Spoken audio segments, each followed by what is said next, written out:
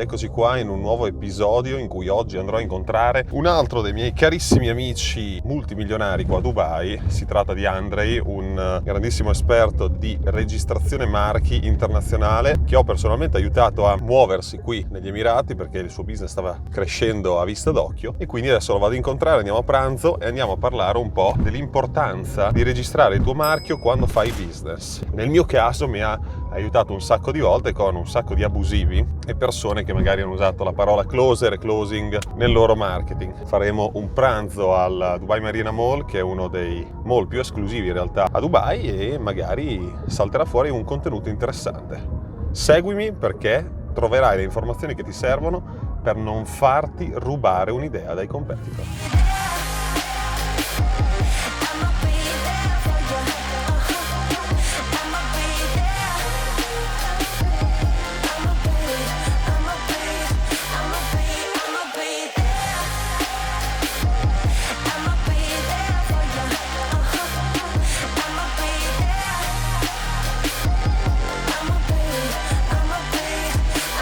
Allora, come promesso, sono qui a pranzo con il mio amico Andrei, direttamente dal Canada, in realtà russo che vive in Canada e si è trasferito recentemente a Dubai, e stavamo parlando proprio dell'importanza di registrare un marchio. Ora, mi ha detto che vuole condividere qualcosa con voi, quindi partiamo con la domanda e gli chiederò quanto è importante registrare un marchio anche se non c'è competizione nel mercato, pensi di avere un'idea geniale e comunque pensi che nessuno te la possa mai rubare. So Andrei, the question is why should I register a trademark even if, you know, right now I am by myself in the market, this name is so particular and nobody actually ever used it before. Why you have to trademark your name or your brand before starting the business, before even doing the first advertising? What's your take on that?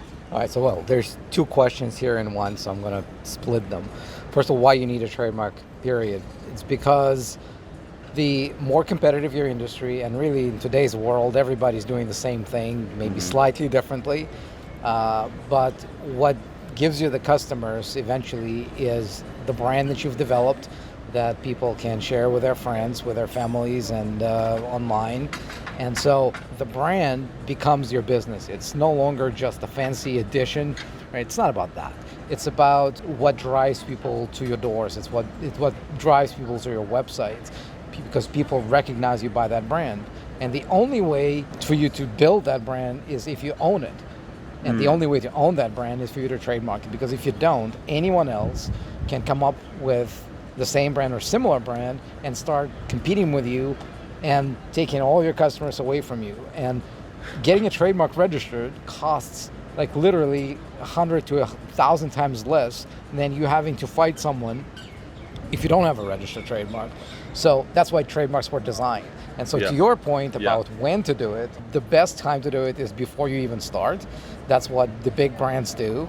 Think of Apple, right? They never announce a new product, a new feature, unless they already have an application pending with the trademarks office. Why? Well, because they don't want someone to hear the announcement, file the trademark, and so they now need to rebrand. Wouldn't make any sense. So the one big piece of advice I want to give is this. A lot of people get so attached to their names. They come up with a name like, this name is everything. It's not about how good the name is. It's much more important for you to own any brand than necessarily go after one specific one. If you can get your specific brand, great. Like we were able to get your trademark for all inners. Exactly. Right? One important thing, una cosa importante, ve la dico in italiano. All Inners è stato registrato negli Stati Uniti, in the United States. I can understand you, more or less. Sua figlia parla 5 lingue, tra cui l'italiano, quindi lui lo capisce un po' l'italiano. All Inners l'abbiamo registrato negli Stati Uniti ancora prima di partire con la nostra conquista del mondo, no? Con il movimento di chi non ha un piano B. E quindi è molto importante questo processo. Quindi io ho pensato, Andrei, is it possible to trademark All Inners in the US? And then you say, I don't know. So what was the story behind that? Yeah, so we never know initially, right? What we do is once you say, yeah, I'm serious about this brand enough to want to get a trademark, you become our client, first thing the legal team does is they do a comprehensive trademark search to confirm whether the name is even available. If it is, then we do all the work and we give you 100% money back guarantee that if it doesn't go through, you get a full refund. But by the way, we're the only company in the world that does this. So really a trademark does three things. Three things. One, it makes sure that nobody forces you out of your own brand, right? So it protects you from somebody bad going, trademarking and saying, you know what, this is my trademark, you stop or pay us money. So that's risk management. Two, it allows you to go after others who try to compete with you under a brand that's similar to yours. And again, it's not just identical. You can go after people who make small changes. Changes, like all Linners with one N. Different spelling, changing numbers and the letters into numbers, that kind of stuff. Yeah. And so you can go after them and prevent them from competing with you. And three, if you're ever thinking of selling the business, expanding, licensing, franchising, this is going to be the first thing the due diligence team is going to check. Do you own your brand? Like imagine, like McDonald's, right? They famously sell their franchises for over $1 million for each location. Yeah. If they didn't own the brand, why would people pay them? The reason people pay them this money is because they own the golden arches, they own the name, they own the taglines. That's the first thing a licensee or a franchisee looks at as to what they're buying. Exactly, amazing. Grazie Andre. Thank you. I hope this is helpful and hello to everyone from Dubai. Fantastic.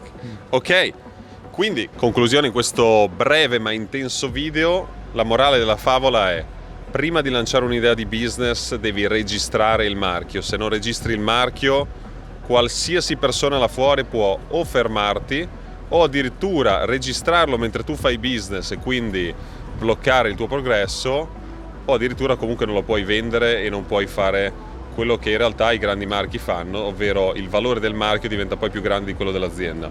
Se ti è piaciuto questo tipo di video, iscriviti al canale, attiva le notifiche. Sto cercando di farti vedere i retroscena della mia vita qua a Dubai e appunto i miei pranzi con amici multimilionari e persone straordinarie che stanno creando grandi business qui in questa città. Ti mando un grande abbraccio e come sempre, all in! Ciao!